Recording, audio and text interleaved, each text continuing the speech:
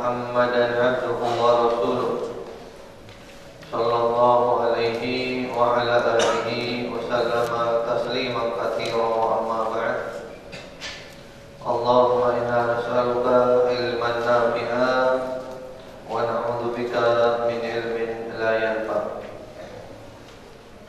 Ma'asyiral muslimin, ikhwan wa akhwatillah rahimakumullah.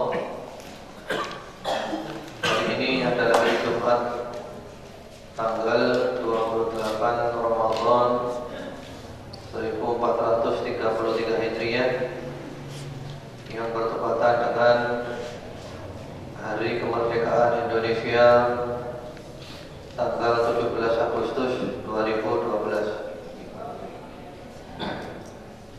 Dan insyaallah pada sore hari ini, karena insyaallah kita sudah mendekati Idul Fitri, maka yang akan kita bahas untuk hari ini dan besok adalah yang berkaitan dengan Idul Fitri. Pada sore hari ini kita akan membahas pertama-tama tentang tuntunan zakat fitrah. Kalau bahasa Indonesianya zakat fitrah, kalau bahasa Arabnya zakatul fitr. Itu masalah bahasa saja ya, zakatul fitr. Bahasa Arabnya kalau di Indonesia kan zakat fitrah. Pertama-tama tentang hukum zakat fitrah, tidak ada perbedaan pendapat di kalangan para ulama bahwa zakat fitrah ini hukumnya adalah wajib ya, dan dibayarkan di akhir Ramadan. Sebagaimana di dalam riwayat Al-Imam Al-Bukhari dan Imam Muslim rahmatullahi alaihima melalui jalan sahabat Abdullah ibn Umar radhiyallahu taala anhuma, beliau mengatakan faradha Rasulullah sallallahu alaihi wasallam al-fitr min Ramadan 'ala al-'abdi wal-hurri wal-dzakari wal-untha was-saghiri wal-kabiri min al-muslimin. Rasulullah sallallahu alaihi wasallam mewajibkan zakat fitrah dari bulan Ramadan atas hamba sahaya, orang merdeka, laki-laki, perempuan, anak kecil dan orang dewasa di antara kaum muslimin. Kemudian jenis dan kadar yang dikeluarkan, jenisnya adalah makanan pokok manusia. Kadarnya adalah 1 sok. Sebagaimana riwayat Al-Imam Al-Bukhari rahimahullah ta'ala melalui jalan sahabat Abu Sa'id Al-Khudri radhiyallahu ta'ala anhu, beliau mengatakan kunna nukhriju fi 'Idil Fitr fi 'ahdi Rasulillah sallallahu alaihi wasallam sa'an min ta'am wa kana ta'amuna asy-sya'ir waz-zabib wal-aqid wat-tamr. Kami mengeluarkan pada hari raya Idul Fitri pada masa Nabi Muhammad sallallahu alaihi wasallam 1 sok daripada makanan ya, makanan pokok maksudnya. Dan makanan kami saat itu adalah gandum syair, anggur kering yaitu kismis, susu yang dikeringkan dan kurma. Jadi jenisnya adalah makanan pokok. Kalau kita beras yang biasa kita makan. Kalau kita biasa makan beras kelas 1, kita keluarkan beras kelas 1. Kalau kita biasa makan beras kelas 2, kita keluarkan kelas 2. Di bawahnya tidak boleh, di atasnya tidak mengapa, lebih bagus. 1 sok itu 4 mud. 1 mud itu 2 wadah telapak tangan. Jadi 2 telapak tangan 1 mud. Itu dikali 4 namanya 1 sok. Ya, ukurannya tangannya Nabi Muhammad SAW. Setelah diukur, ketemunya adalah 2,5 kilo kurang lebih. 2,5 kilo. Selain makanan pokok tidak sah Demikian pula kalau mengeluarkan uang tidak sah, kecuali kalau mengeluarkan uang dititipkan kepada panitia, lalu panitia membelikan beras, tidak mengapa. Tapi kalau diberikan kepada yang berhak menerima uang tidak sah. Kenapa tidak sah? Karena tidak ada contohnya dari Nabi Muhammad Sallallahu Alaihi Wasallam dan salafus saleh. Ya, ta'am, makanan pokok manusia. Bagaimana kalau makanan pokok binatang? Boleh apa tidak? Ya tidak boleh. Makanan pokoknya manusia. Jadi makanan pokok manusia. Demikian pula kalau uang, memberikan uang gitu saja tidak tampak syiarnya. Sementara kalau zakat fitrah berupa beras, tampak syiarnya, kelihatan syiarnya. Jadi yang ajarannya Nabi itu memberikan makanan pokok bukan uang. Yang melakukan hal-hal yang tidak ada contohnya dari sunnah, amalannya sia-sia. Man ahdatha fi amrina hadza ma laysa minhu fa huwa raddun. Barang siapa menciptakan hal-hal baru dalam urusan agama, tidak ada contohnya, tidak ada perintahnya, maka amalannya tertolak. Siapakah yang wajib mengeluarkan zakat fitrah ini? Yang wajib mengeluarkan zakat fitrah adalah semua orang Islam yang dia mempunyai ya, kelebihan dari kebutuhannya. Kebutuhannya ukurannya adalah kebutuhan malam Id dan hari Id. Jadi malam Id dia cukup, hari Id dia cukup, masih ada lebih, wajib mengeluarkan. Misalnya seseorang itu malam Id dan hari Id kebutuhannya 50.000. Nah, dia punya 100.000, wajib mengeluarkan. Masing-masing orang mengeluarkan untuk dirinya dan orang-orang yang dalam tanggungannya. Bapak mengeluarkan untuk anak-anaknya, suami mengeluarkan untuk istri. Hanya saja orang-orang yang dalam tanggungan ini kalau mampu mengeluarkan sendiri, yang afdal mengeluarkan sendiri. Istri walaupun tanggungannya suami, kalau mampu mengeluarkan sendiri, afdal mengeluarkan sendiri. Anak walaupun tanggungannya bapak, kalau mampu mengeluarkan sendiri, yang afdal mengeluarkan sendiri. Masing-masing orang mengeluarkan 2,5 kilo dari beras yang biasa dimakannya. Kapan waktu mengeluarkannya dan apa hikmahnya?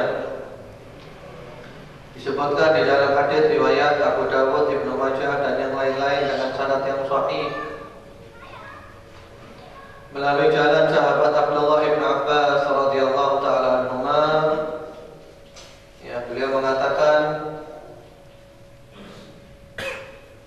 "Farada Rasulullah sallallahu alaihi wasallam al-fitra tuhratan lis-shaim min al-lahwi war-rafath wa tu'matan lil-masakin." Faman addaha qabla sholati fahiya zakatun maqbulah wa man addaha ba'da sholati fahiya shadaqatun minas shadaqah. Rasulullah sallallahu alaihi wasallam mewajibkan zakat fitrah ini sebagai pembersih bagi orang yang berpuasa dari perkataan yang tidak berguna dan kotor. Jadi hikmahnya adalah membersihkan puasa kita. Kita berkata-kata yang tidak berguna, yang kotor, dibersihkan dengan zakat fitrah, sekaligus memberi makan orang-orang miskin. Maka barang siapa yang mengeluarkannya sebelum sholat Id, itu adalah zakat yang diterima oleh Allah Subhanahu wa taala. Sementara orang yang mengeluarkannya setelah sholat Id, maka bukan lagi zakat fitrah, tapi bernilai sedekah biasa. Di waktu mengeluarkannya sebelum sholat Id. Ya, kalau kita khawatir waktunya tidak nutut, tidak cukup waktunya, maka boleh dimajukan 1-2 hari saja. Karena riwayat yang ada dari salafus saleh itu cuma 1-2 hari. Jadi misalnya hari ini hari Jumat, ya misalnya lebarannya hari Ahad, misalnya lebarannya hari Ahad, maka boleh mengeluarkan hari ini tidak apa-apa, karena 2 hari sebelum Id. Atau besok malam Id tidak apa-apa. Jadi yang ada riwayatnya cuma 1-2 hari menjelang Id, bukan jauh-jauh hari. Karena tujuannya zakat fitrah ini adalah supaya orang yang diberi itu pada waktu Id senang, karena di rumahnya banyak makanan. Sementara kalau kita berikan jauh-jauh hari, pada waktu Id sudah habis.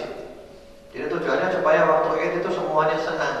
Orang kaya senang, orang miskin senang, karena di rumahnya banyak makanan. Jadi harus sampai kepada ibarat menerima sebelum sholat Id sudah sampai.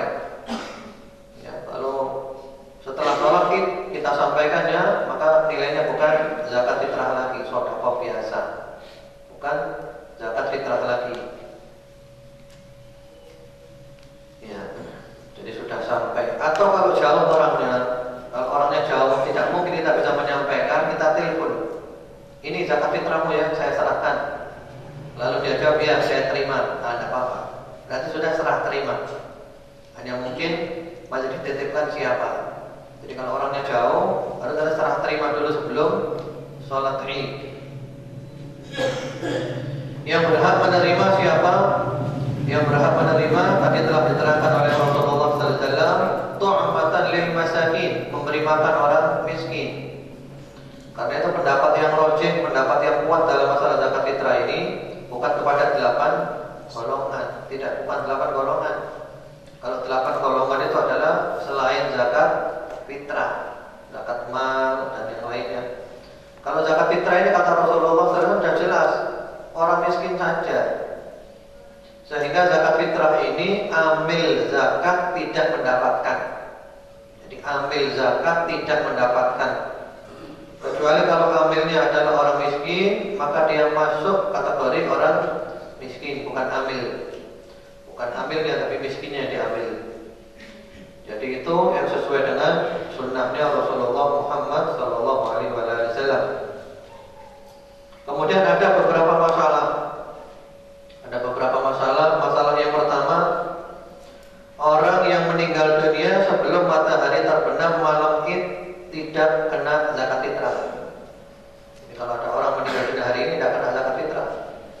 Misalnya lebarannya hari Ahad, malam Idnya berarti hari Sabtu malam Ahad. Ya, Sabtu jam 5 sore meninggal dunia. Sebelum matahari terbenam malam Id, tidak kena zakat fitrah. Karena hitungannya itu mulai terbenamnya matahari. Kemudian orang yang meninggal dunia setelah matahari terbenam malam Id tidak kena zakat fitrah. Kalau matinya sudah matahari terbenam jam 6 sore matinya tidak kena zakat fitrah. Karena matahari sudah terbenam malam Id. Demikian pula bayi yang lahir setelah matahari terbenam malam Id tidak wajib zakat fitrah. Jadi bayi yang lahir setelah matahari terbenam tidak kena zakat fitrah karena sudah lewat waktunya. Namun tetap ya disunnahkan zakat fitrah, sunnah zakat fitrah. Bahkan janin di perut ibu juga sunnah, tidak wajib. Sebagaimana dilakukan oleh para sahabat alaihi salatu wassalam radhiyallahu anhum ajma'in. Ya, tidak wajib tapi sunnah. Sebaliknya bayi lahir sebelum matahari terbenam malam Id maka kena zakat fitrah. Jadi misalnya bayinya lahir jam 5 sore, tidak kena zakat fitrah itu. Ya, sebelum matahari terbenam kena zakat fitrah. Jadi itu berkaitan dengan masalah zakat fitrah. Selanjutnya, ma'asyiral muslimin, ikhwan wa akhwat fillah rahimakumullah, tuntunan salat Id atau fiqhul Idain, fikih 2 hari raya. Ya, lebaran hampir tiba, hari kemenangan, hari Idul Fitr. Idul Fitr. Bahasa Indonesianya Idul Fitri. Ada beberapa sunnah dari Rasulullah Muhammad SAW yang berkaitan dengan masalah Idul Fitri ini. Di antaranya adalah disyariatkan untuk banyak-banyak bertakbir. Kalau Idul Fitri itu min ghurubis syams lailatul Id ila salatil Id. Ya, kalau Idul Fitri menurut mazhab Syafi'i ya, semenjak matahari terbenam malam Idul Fitri sampai sholat Idul Fitri, takbiran sunnah. Ya, takbiran sunnah. Yaitu kita mengucapkan Allahu Akbar, Allahu Akbar, Allahu Akbar, la ilaha illallah,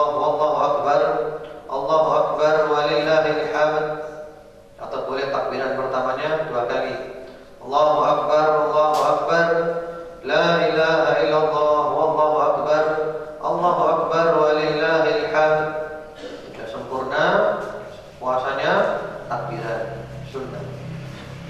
Kalau Idul Fitri semenjak matahari terbenam malam Id sampai sholat Idul Fitri. Kalau Idul Adha maka semenjak setelah sholat subuh hari Arafah, ya, sampai sholat asar akhir hari Tasyrik. Jadi kalau Idul Adha itu waktunya lama, tanggal 9, 10, 11, 12, 13. Jadi ada 5 hari. Mulai tanggal 9 Idul 9 Dzulhijjah, setelah sholat subuh takbiran, sampai tanggal 13 sholat asar. Maksudnya adalah takbiran yang terikat oleh waktu sholat. Tiap-tiap selesai sholat takbiran. Itu yang Idul Adha. Kalau Idul Fitri pokoknya semenjak matahari terbenam takbiran terus sampai sholat Idul Fitri. Kemudian membayarkan zakat fitrah sebelum sholat Idul Fitri atau boleh dimajukan 2 hari sebelumnya, yang baru saja kita sudah membahasnya. Kemudian pada hari raya ini, baik Idul Fitri atau Idul Adha, dianjurkan perempuan-perempuan ikut keluar untuk melaksanakan sholat Id. Bahkan perempuan-perempuan yang haid sekalipun ikut keluar, tapi mereka tidak ikut sholat, ikut menyaksikan kebaikan, ikut menyaksikan doa-doa, ikut menyemarakkan syiar Islam. Bagaimana hal ini dilakukan oleh para sahabat Rasulullah Muhammad SAW, para sahabiyah, sahabat-sahabat wanita. Kemudian Rasulullah Muhammad SAW selalu melaksanakan sholat Id di musola. Musola itu adalah tanah lapang, ya. Hanya saja maksud daripada tanah lapang ini adalah memang ada tempat, ya, tanah lapang yang khusus untuk sholat-sholat yang dilaksanakan di tanah lapang. Idul Fitri, Idul Adha, sholat istisqa, ya, minta hujan. Jadi ada tempat khusus musola. Jadi khusus untuk sholat Id atau sholat yang ada di tanah lapang. Ini kita tidak memiliki. Yang kita yang ada sekarang adalah pokoknya, ya, ada tanah besar sholat di jalan raya, di stadion. Mudah-mudahan aja tidak apa-apa.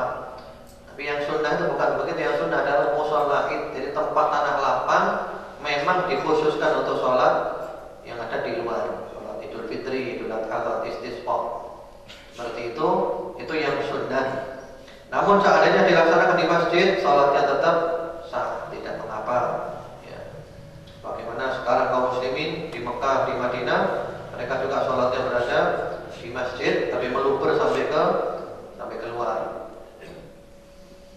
Kemudian Rasulullah Muhammad SAW selalu mengenakan pakaian terbaik yang terindah yang dimilikinya untuk melakukan sholat Id dan juga untuk sholat Jumat. Jadi pakai pakaian yang paling bagus yang dimiliki.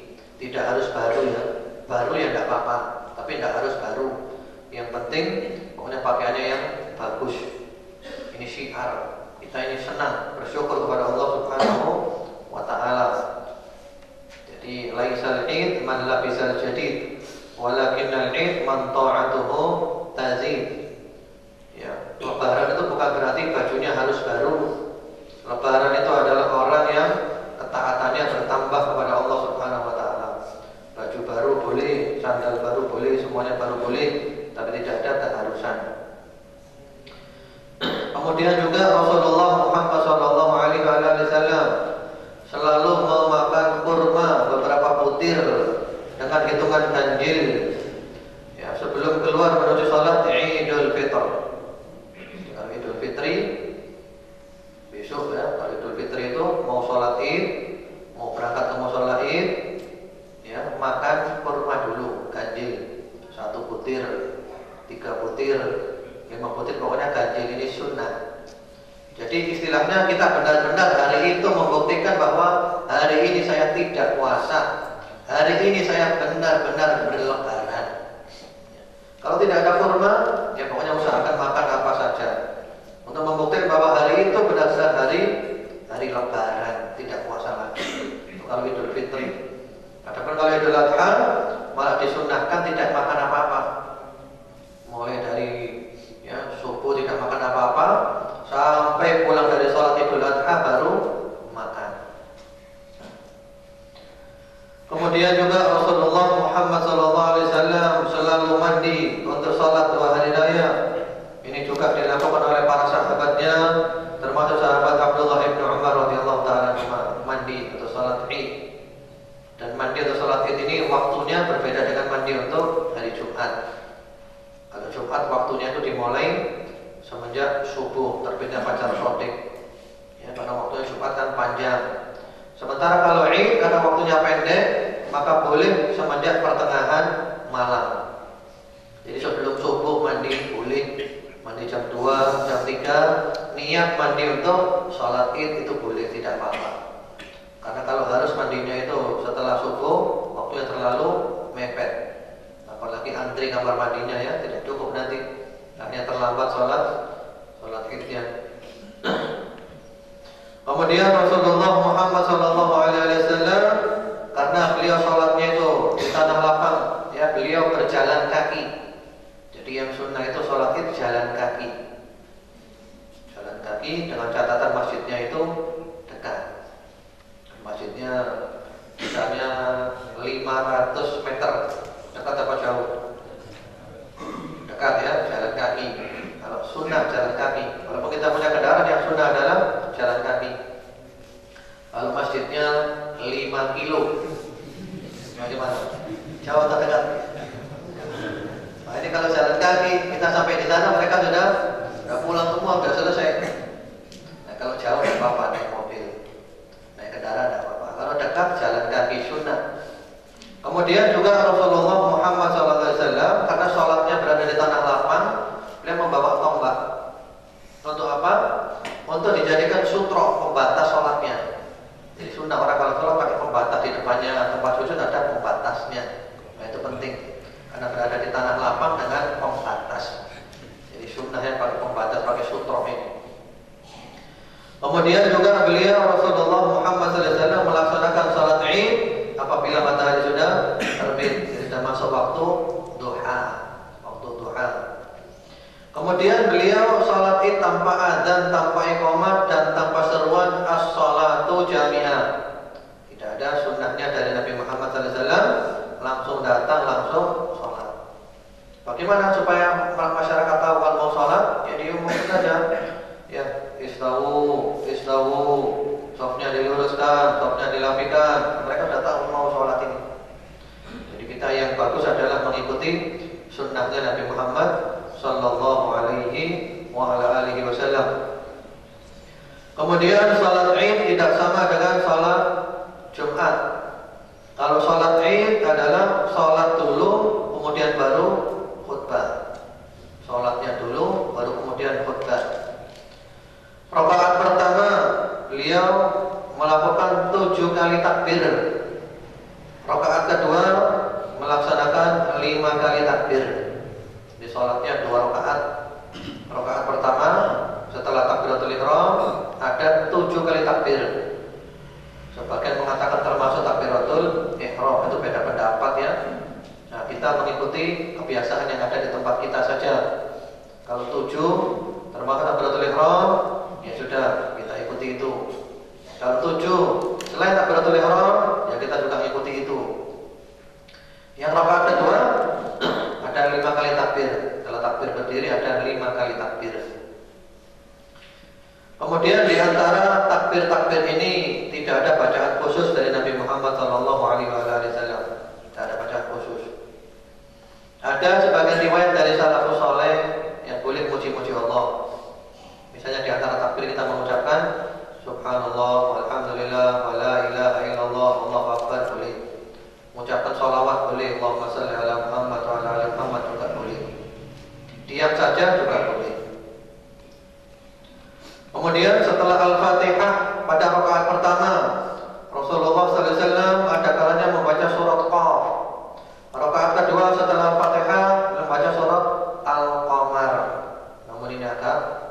Ya, dan ini jarang dipraktekkan. Ada pula riwayat yang sahih bahwasanya rakaat pertama setelah Al-Fatihah membaca surat Al-A'la. Rakaat kedua setelah Al-Fatihah membaca surat Al-Ghasyiyah, sama dengan sholat Jumat. Nah, ini pendek, ringan, mudah sekali.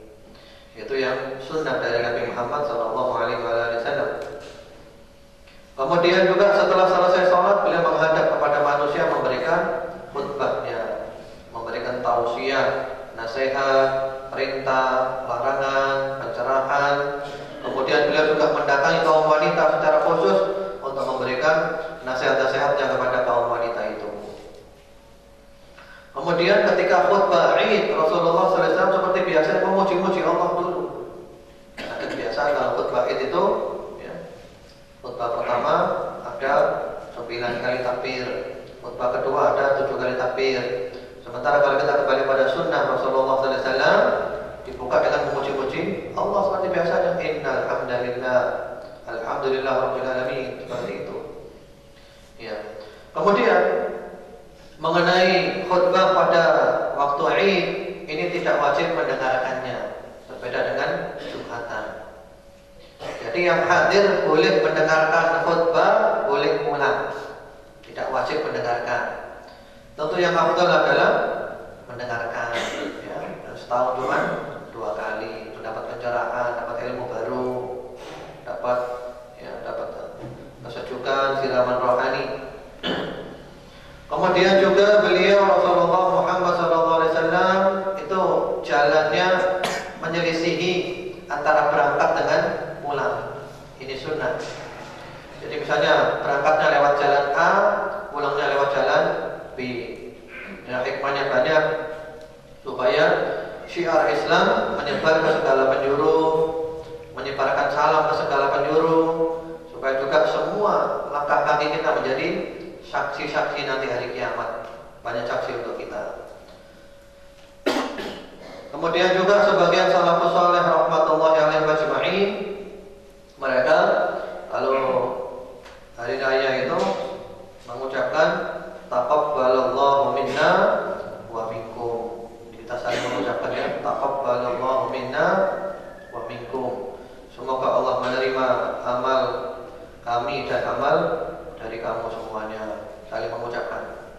Jadi kalau ada teman kita mengucapkan taqabbalallahu minna wa minkum, yang kita jawabnya adalah amin, barakallahu fiik, jazakallahu khair, wa iyyak, taqabbal ya karim.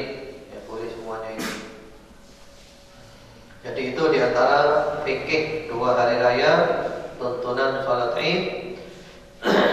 Kemudian berikutnya lagi pembahasan kita adalah tentang renungan akhir Ramadan dan Idul Fitri. Ramadan hampir berlalu.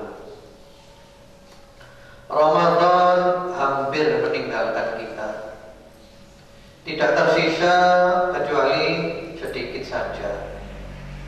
Mudah-mudahan lebarannya kompak sama-sama hari Ahad nanti insyaallah. Berbahagialah orang-orang yang telah berbuat kebaikan dan menutupnya dengan sempurna. Adapun orang-orang yang telah menyia-nyiakan, maka masih ada kesempatan untuk menutupnya dengan kebaikan. Karena amalan yang dinilai adalah yang terakhir, innamal a'malu bil khawatim. Amal yang dinilai adalah penutupnya. Jadi masih ada taubat dibuka oleh Allah Subhanahu wa taala. Hati orang-orang yang bertakwa selalu merasakan kerinduan kepada bulan Ramadan, rindu kepada Ramadan. Kemudian sangat sedih kalau harus berpisah daripada bulan Ramadan. Bagaimana mungkin seorang mukmin tidak menangis ketika berpisah dengan bulan Ramadan?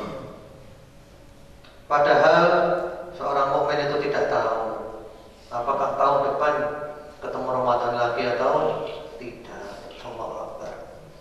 Ya, hati kita benar-benar bersedih. Kita akan bisa dengan Ramadan ini. Kita merasakan begitu nikmat bulan yang demikian nikmat. Rasanya baru kemarin masuk Ramadan, sekarang sudah mau pergi meninggalkan kita. Tamu yang begitu cepat tamu ini akan meninggalkan kita. Kita juga merasakan betapa nikmatnya kajian-kajian sore mulai dari awal Ramadan. Yang rasanya baru kemarin kita mulai, sekarang sudah hampir selesai 1 bulan penuh. Belum lagi juga iktikaf yang demikian nikmat. Nikmat atau tidak iktikaf ini?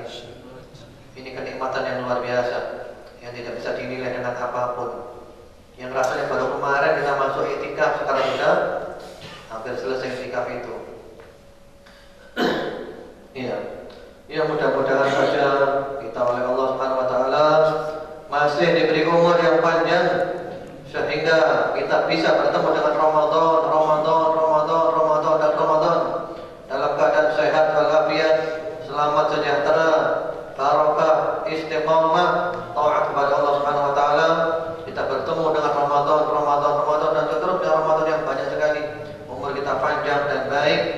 Bagaimana sabda Rasulullah Muhammad sallallahu alaihi wasallam, kata beliau, ya khairun nas man tala umruh wa hasuna amaluh. Orang yang terbaik adalah orang yang umurnya panjang dan amal perbuatannya baik.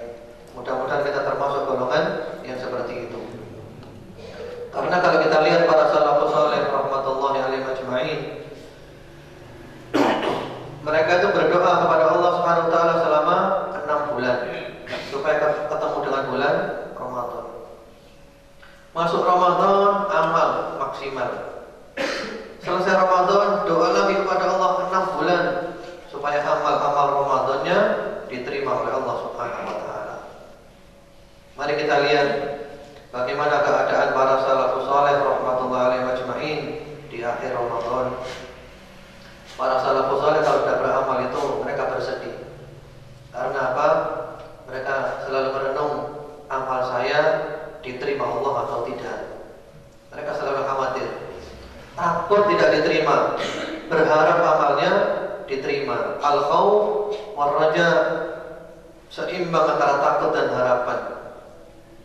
Umar bin Abdul Aziz rahimahullah taala pada waktu hari raya Idul Fitr, beliau keluar, beliau berkhutbah.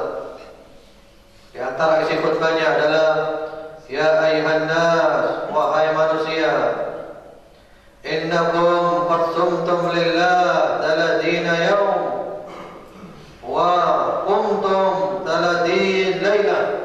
Wahai manusia, kamu telah berpuasa selama 1 bulan dan kamu telah salat malam, salat tarawih, qiyamul lail selama 1 bulan.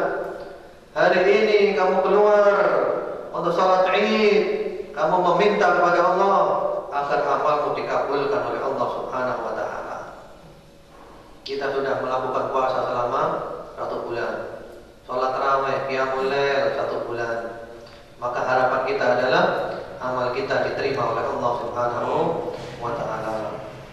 Karena itu di antara doa-doa Ramadan adalah Allahumma taqabbal minna salatana wa siyamana wa qiyamana wa qira'atana wa ruku'ana wa sujudana wa takhashu'ana wa la tadrib biha wujuhana ya ilahal alamin wa ya khairan nasirin bi rahmatika ya arhamar rahimin.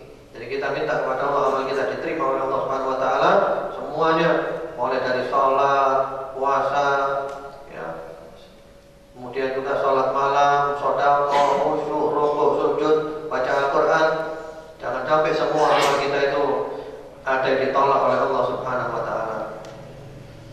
Kemudian sebagian salafus saleh itu ada pada waktu hari raya Idul Fitr dalam keadaan bersedih. Dia bersedih. Lalu dia ketika ditanya kepadanya, kenapa kamu bersedih? Ada yaumul farah, ada yaumul surur. Ini adalah hari ketika orang itu senang, hari ketika orang bahagia. Kenapa kamu bersedih? Jawabannya, sodakta, kamu benar. Ini adalah hari raya, hari ketika kita senang, ketika kita bersuka cita. Tapi aku adalah seorang hamba yang diperintah oleh Allah untuk beramal karena Allah, dan aku tidak tahu amalku diterima atau tidak oleh Allah Subhanahu wa taala. Jadi bersedih takut amalnya tidak diterima oleh Allah Subhanahu wa taala. Karena itu mudah-mudahan amal-amal kita semuanya diterima oleh Allah Subhanahu wa taala. Tidak ada satu pun yang ditolak oleh Allah Subhanahu wa taala.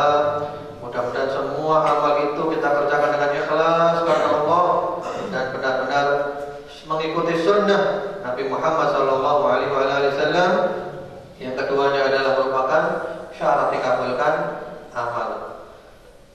Yaitu al-ikhlas wal mutaba'ah, ikhlas karena Allah dan mengikuti sunnah Rasulullah Muhammad sallallahu alaihi wasallam. Kemudian pembahasan yang terakhir pada sore hari ini, setelah itu ada sesi tanya jawab ya, yang berhubungan dengan materi.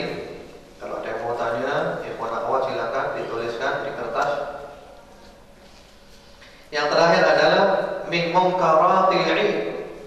Di antara kemungkaran pada hari raya, kemungkarannya apa saja? Di antara kemungkarannya adalah pada waktu malam Id begadangan, ya takbiran begadangan, begadangan takbiran sambil joget-joget, sambil mabuk. Ini gimana takbir sambil mabuk? Ini ada atau tidak? Banyak. Ya, takbiran sambil mabuk, sambil telanjang, tidak pakai baju, ganggu orang. Ini termasuk kemungkaran pada waktu Id. Termasuk juga adalah kemungkarannya yaitu menyalakan petasan, nyumet mercon, uangnya dihambur-hamburkan, uang demikian banyak berjuta-juta untuk beli mercon, ganggu orang, ya suaranya ganggu orang, dar dor, sehingga orang hatinya terganggu. Ini sudah keluarkan uang, dia mendapatkan dosa dari Allah Subhanahu wa taala. Dan ini adalah termasuk kemungkaran begadang, takbiran sambil ganggu orang. Ya, suaranya demikian ramai, paduan, joget-joget, mabuk-mabuk untuk menyambut kedatangannya Idul Fitri. Kemudian termasuk kemungkarannya pula, ini yang paling banyak terjadi adalah itu al-musafahah, salaman, berjabat tangan laki perempuan bukan mahram. Dengan alasan ini halal bihalal, halal bihalal, wis wae halal pokoknya wis. Halal bihalal, wae halal. Tidak benar. Salaman laki perempuan ini ancamannya berat. Ancamannya adalah sangat berat. Yang mana Rasulullah Muhammad sallallahu alaihi wasallam mengatakan di dalam hadis riwayat At-Tabrani yang sanadnya dinyatakan sahih oleh para ulama, yaitu la an yut'ana fi ra'si ahadikum bi mikhyatin min hadid khairun lahu min an yamassa imra'atan la tahillu lahu. Sekiranya kepala seorang dari kamu ditusuk dengan jarum dari besi, itu masih lebih baik daripada menyentuh perempuan yang tidak halal. Di salaman lagi perempuan. Banyak salaman seperti ini. Saya pernah diundang acara halal bihalal keluarga, satu keluarga tertentu ya. Yang mana di sana itu setiap keluarga datang, semuanya salaman lagi perempuan, salaman. Ya, mana yang sudah gede-gede, SMA, sudah kuliah, salaman semuanya perempuan laki-laki, bukan mahramnya, bukan mahramnya. Termasuk saya juga diadain salaman, perempuan gede-gede. Saya bilang tidak boleh, ini tidak boleh salaman. Oh ini kan masih kecil, ini masih kecil. Kuliah masih kecil katanya. Nah ini bisa hamil ini. Ya, bukan kecil lagi, tidak bisa hamil. Sudah head maksudnya. Sudah head bisa hamil kan. Jadi sudah dewasa. Jadi jangan meremehkan, jangan gampang-gampangkan. Apa tadi ancamannya? Masih lebih baik kepalanya ditusuk dengan jarum dari besi. Karena itu bagi yang mendengarkan, yang melihat di video nanti ya, silakan, mohon ngambil aja jarum. Kalau tidak ada jarum ya peniti tidak apa-apa. Ya, ambil paku untuk gede, apa ya. Jarum ya, ambil aja jarum, ditusukkan di kepalanya coba. Bagaimana rasanya? Atau kalau lebih mantap jarumnya jarum apa? Jarumnya buat kasur, jarumnya kasur itu. Tusukkan di kepala. Bagaimana rasanya? Nah, itu masih lebih penting kepalanya ditusuk dengan jarum dari besi daripada salaman dengan perempuan yang tidak halal. Ini bagaimana caranya? Nanti kita dituduh sombong. Tidak apa-apa dituduh sombong manusia. Ya kita jawab aja, saya bukan sombong. Ini memang ada ajarannya, tidak boleh, ini ada hadisnya, tidak boleh. Ya. Bagaimana kalau salamannya gini, nonton sedikit, gitu aja. Ya, sama aja, tidak boleh. Jangan pakai nonton, ya, tidak usah pakai nyentuh. Ya, jauh aja, ya segini aja. Jadi gitu. Jangan takut dikatakan oleh seseorang itu sombong. Ya kita terangkan dengan halus, dengan lembut, dengan sabar. Yang mudah-mudahan mereka mau ngerti. Paling-paling pertamanya saja mereka merasa berat dan kita dianggap sombong, lama-lama sudah biasa. Dan itu juga termasuk zinanya tangan, wal ainan, wal yadan, tazniyah. Tangan juga berzina. Zinanya tangan adalah diantaranya salaman. Laki perempuan itu zina, zinanya tangannya berzina. Nanti tangannya hamil nanti.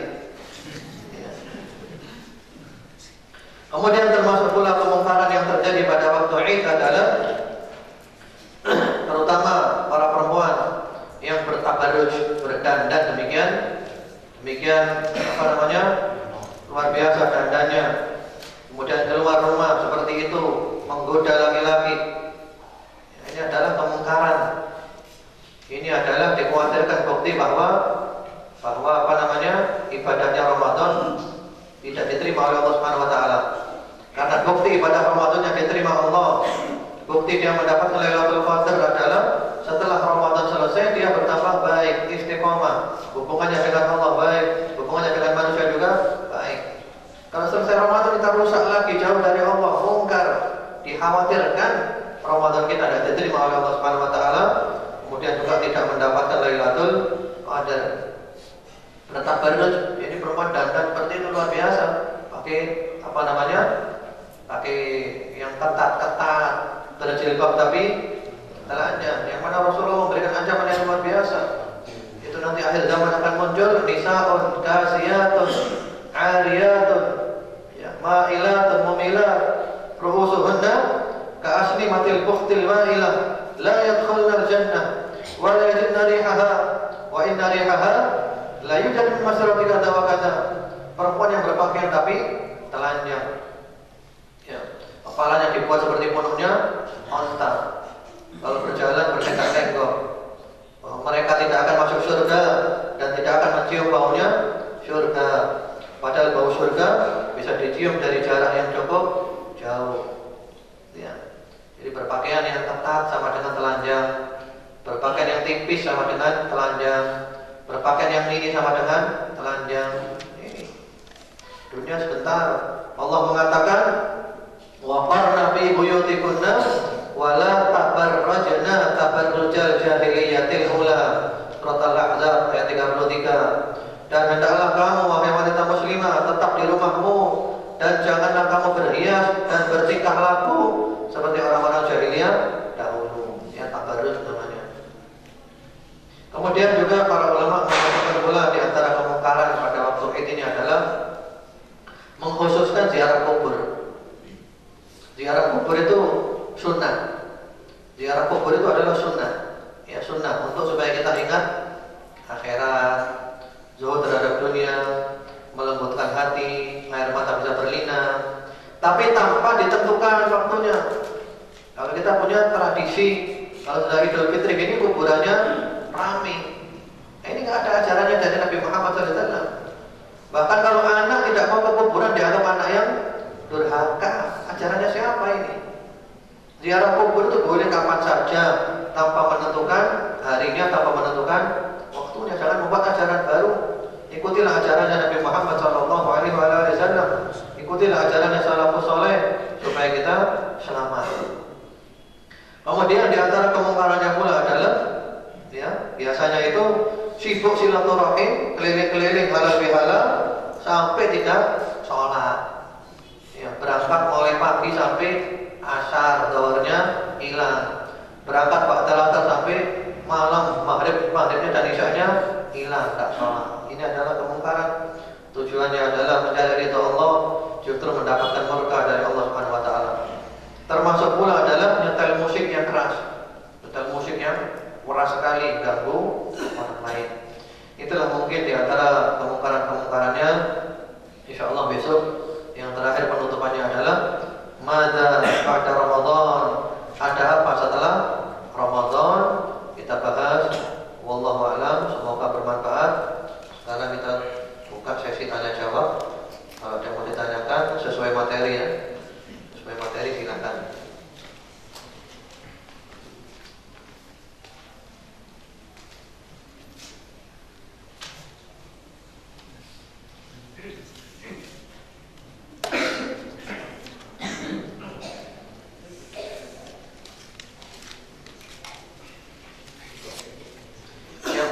tekankan di sini, yang kita bahas tadi adalah zakat fitrah ya, bukan zakat mal.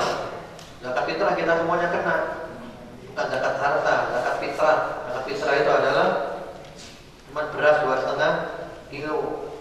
Lain dengan zakat harta. Kalau zakat harta 2,5% lain ya. Ustaz, kalau ada orang bilang saya tidak mampu bayar zakat fitrah, tapi sepeda motornya ada 3, HP-nya juga ada berapa, bagaimana jawabannya Ustaz? Ini tidak masuk akal. Tidak masuk akal. Karena ukurannya zakat fitrah itu adalah kebutuhan dia malam Id tercukupi, kebutuhan dia hari Id tercukupi, yang sehari malam tercukupi dan masih punya sisa lagi, maka dia wajib mengeluarkan. Jadi kalau ini tidak masuk akal ini. Cuman beras 2,5 kilo loh, kok berarti loh. Kira-kira ada ganit lagi. 1 kilo beras. Berapa? Yang paling bagus nomor 1 berapa? 9.000. 2,5 kilo berarti berapa? Ya, katakanlah 25.000. Selama ya kok. Satu orang cuma mengeluarkan kurang lebih 25.000. Kakak ngetokno. Iki jenenge ngomong modit. Modit wis. Pol medit wis. Wakil. Karena menang wis. Lanjut.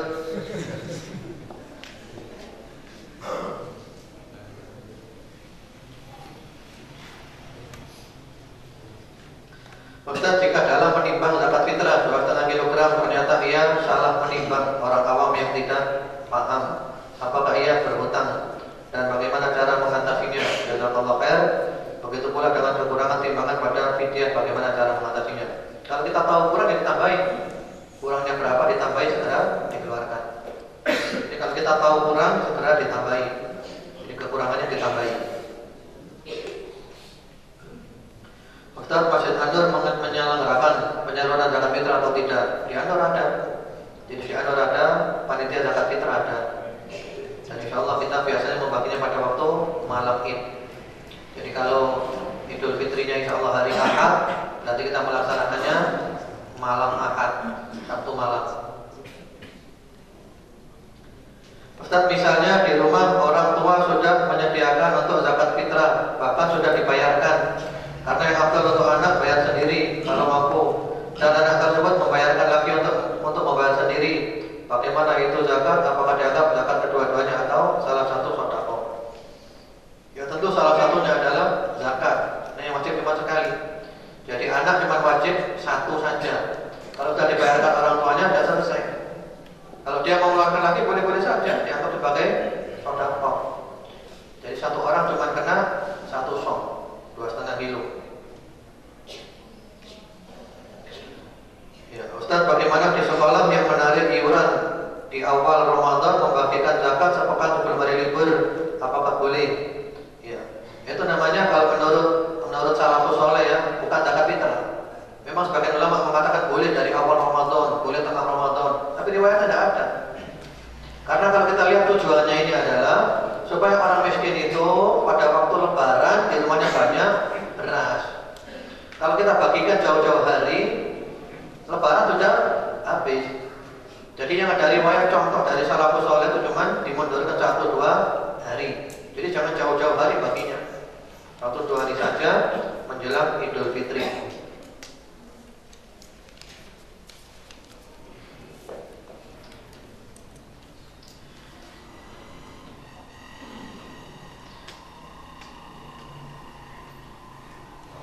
Ustaz, salaman yang dibolehkan dengan siapa saja?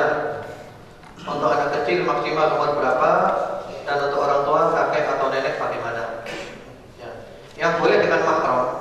Mahram itu adalah orang yang haram kita nikahi untuk selamanya. Ya, orang yang haram kita nikahi untuk selama-lamanya. Bapak, ibu, kakek, nenek ke atas, anak, cucu ke bawah. Ya, paman, bibi, itu mahram. Kemudian juga keponakan, anak-anaknya saudara kita keponakan, atau mertua, ya mertuanya kita sendiri, itu mahram semuanya. Adapun kalau sepupu, mahram atau bukan sepupu? Ya kita lihat boleh nikah atau tidak dengan sepupu? Boleh. Ya, boleh. Kemudian anak kecil Yang penting pokoknya belum balik atau juga masih belum menimbulkan fitnah. Jadi kalau belum balik lebih besar tidak menimbulkan fitnah, nah, tidak boleh salaman. Tapi kalau belum balik masih kecil tidak menimbulkan fitnah, tidak apa-apa. Biasanya para ulama memberikan ukuran itu 7 tahun seperti itu. Kemudian kalau kakek nenek bagaimana? Lebih baik dan lebih hati-hati al-ahwat, jangan salaman. Walaupun sudah tua sekali jangan salaman. Walaupun ada pendapat sudah tua sekali dan tidak punya nafsu lagi boleh salaman, tapi dalil tidak ada. Jadi walaupun sudah tua, tetap kalau bukan mahram jangan salaman. Itu lebih hati-hati. Pendapat yang lebih hati-hati.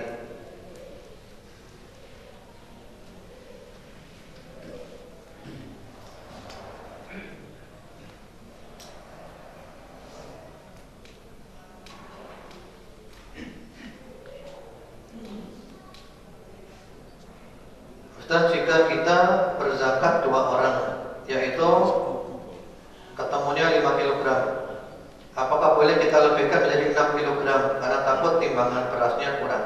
Kalau dilebihkan boleh-boleh saja, tidak masalah. Yang tidak boleh adalah dikurangi. Kalau dilebihkan boleh, selebihnya dianggap sebagai sedekah.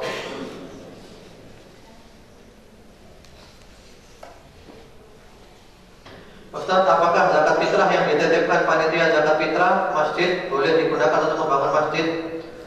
Sebagian, karena ada sebuah masjid yang melakukan hal tersebut. Mohon dijelaskan ayat atau hadisnya yang mengharuskan membagikan keseluruhan zakat. Ya, tidak boleh untuk masjid ya. Tadi telah diterangkan dalilnya kan, yaitu tu'matan lil masyakin, memberi makan orang miskin, bukan membangun masjid. Jadi zakat fitrah untuk memberi makan orang miskin, bukan untuk membangun masjid.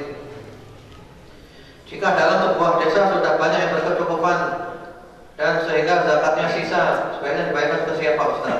Ya ditransfer ke daerah lain. Daerah lain yang kira-kira masih menerima zakat, yang di sana masih banyak orang miskin. Jadi dikirim ke daerah lain yang lebih membutuhkan. Kalau di sana kira-kira sudah membutuhkan. Bagaimana hukumnya orang yang mendapat bagian dari zakat fitrah karena digolongkan atau dikelompokkan dalam kelompok fisabilillah seorang guru? Bagian dari zakat fitrah tersebut bisa dimanfaatkan untuk apa? Tadi telah dijelaskan ya. Zakat fitrah itu salurannya cuma satu, yaitu orang miskin saja. Guru kalau tidak miskin tidak boleh terima. Jadi bukan 8 golongan. Kalau 8 golongan itu adalah selain zakat fitrah, zakat mal. Zakat fitrah hanya orang miskin saja. Jadi guru tidak boleh terima zakat fitrah. Kalau guru itu bukan termasuk orang yang miskin. Kalau miskin boleh, karena dia adalah orang yang miskin dan bukan karena sebagai guru.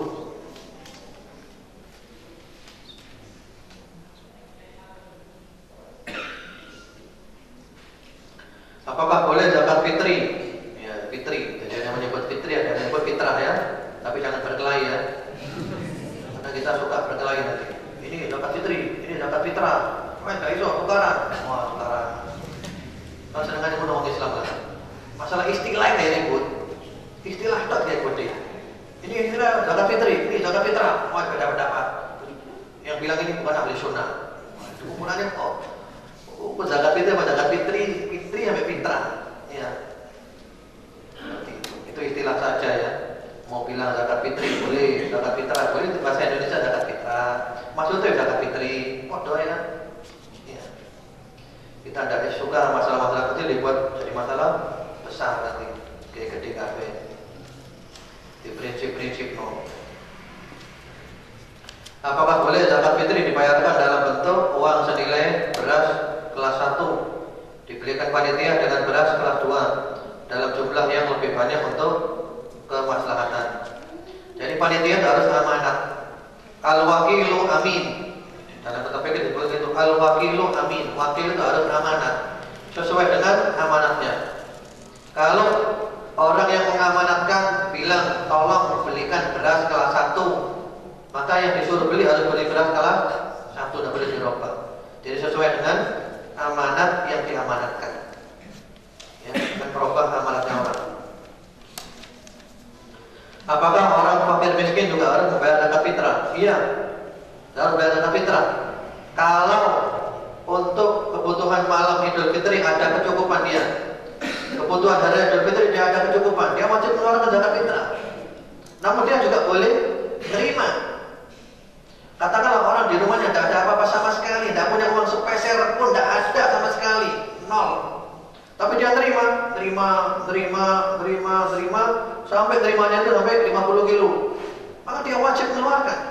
Dari yang dia terima tadi, dia keluarkan untuk dia dan untuk orang-orang yang dalam tabungannya. Jadi ukurannya bukan setahun ya, jadi bukan miskin dalam setahun. Ukurannya adalah sehari semalam. Malam Idul Fitri, kemudian hari Idul Fitri ada kecukupan, ada lebih, wajib mengeluarkan. Wajib mengeluarkan. Saya anak kos dan tidak tahu makan nasi jenis apa. Sedangkan keluarga berada di lain kota. Apa zakat saya jenis beratnya disamain keluarga? Kalau untuk diandur, berarti makannya kami guling untuk.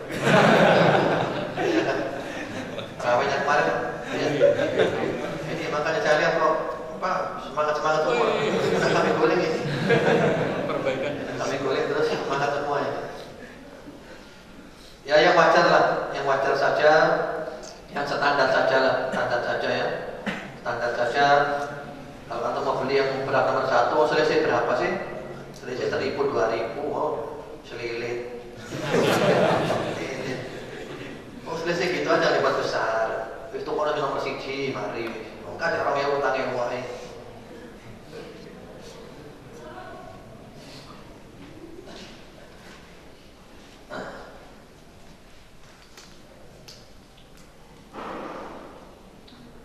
Ustaz, apakah boleh menghindari dibilang sombong ketika tidak salaman dan bukan mahram dan bilang saya punya wudu walau wudunya sudah batal?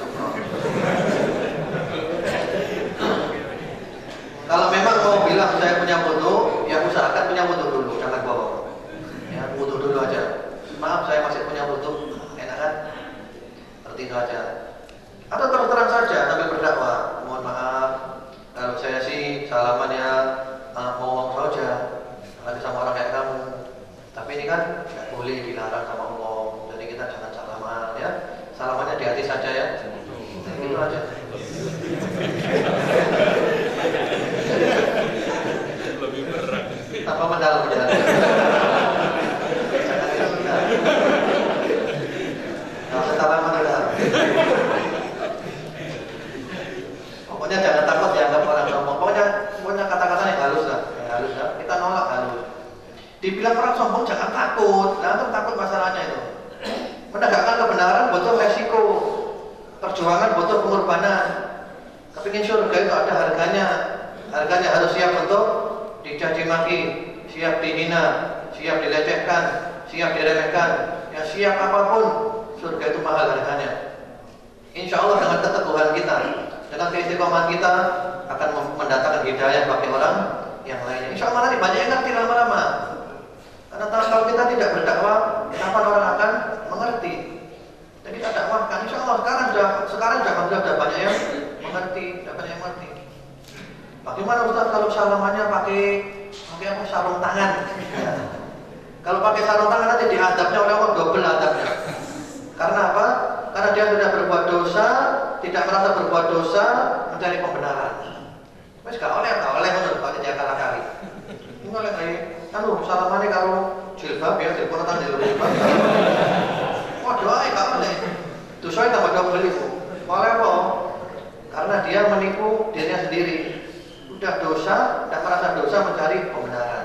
Kayak Yahudi. Yahudi itu gitu. Yahudi berbuat salah, tidak pernah ngaku salah, mencari pembenaran. Wis gak oleh, karena gak kenyang. Ya, harga mati. Ini harga kuburan.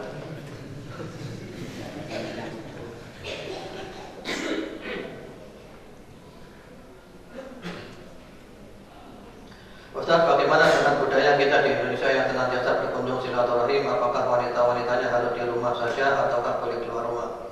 Seorang wanita itu boleh keluar rumah kalau ada perlunya atau ada, jadi ada hajat atau ada darurat boleh keluar rumah ya. Kalau tidak ada perlunya tidak boleh keluar rumah. Niat kepala keluarga untuk zakat fitrah bagi anak-anaknya yang sudah balik atau belum.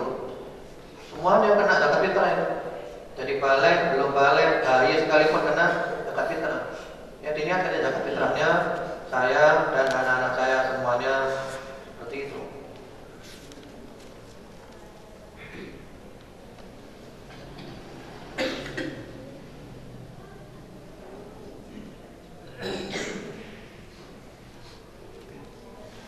Pertanyaannya ini masih banyak, sementara waktu kita sudah habis nih, sudah jam 5 ya. Mohon maaf kalau belum terjawab semuanya. Tambah 15 menit.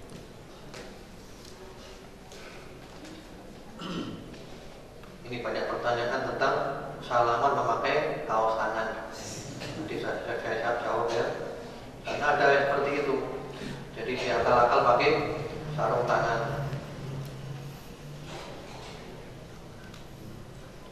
Ustaz, bagaimana afdolnya saat Idul Fitri silaturahim ke orang tua dulu atau mertua?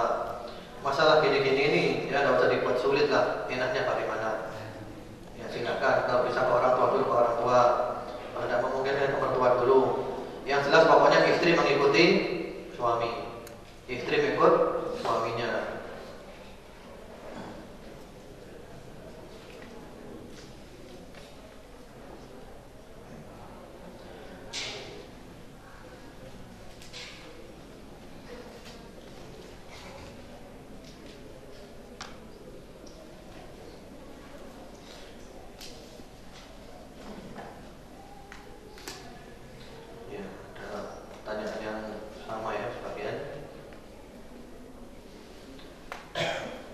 Ustaz, jika bersalaman sama tante, bude atau yang masih berhubungan saudara dengan kita itu hukumnya bagaimana?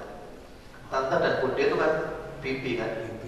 Bibi dapat saudaranya bapak dan saudaranya ibu kan? Tidak apa-apa, salaman boleh. Mahram kita mereka itu. Kalau anaknya itu namanya sepupu, misanan, bukan mahram. Membayar zakat fitrah kepada orang tua boleh apa tidak? Tidak boleh. Zakat tidak boleh dibayarkan kepada usul dan kepada furu. Jadi zakat tidak boleh dibayar kepada usul. Usul itu asal kita, bapak, ibu, kakek, nenek, kata tidak boleh. Furu itu adalah yang anak, cucu ke bawah tidak boleh. Adapun kalau nyampe kepada saudara kita, adik, kakak, paman, bibi, tidak apa-apa, boleh. Pada mertua boleh.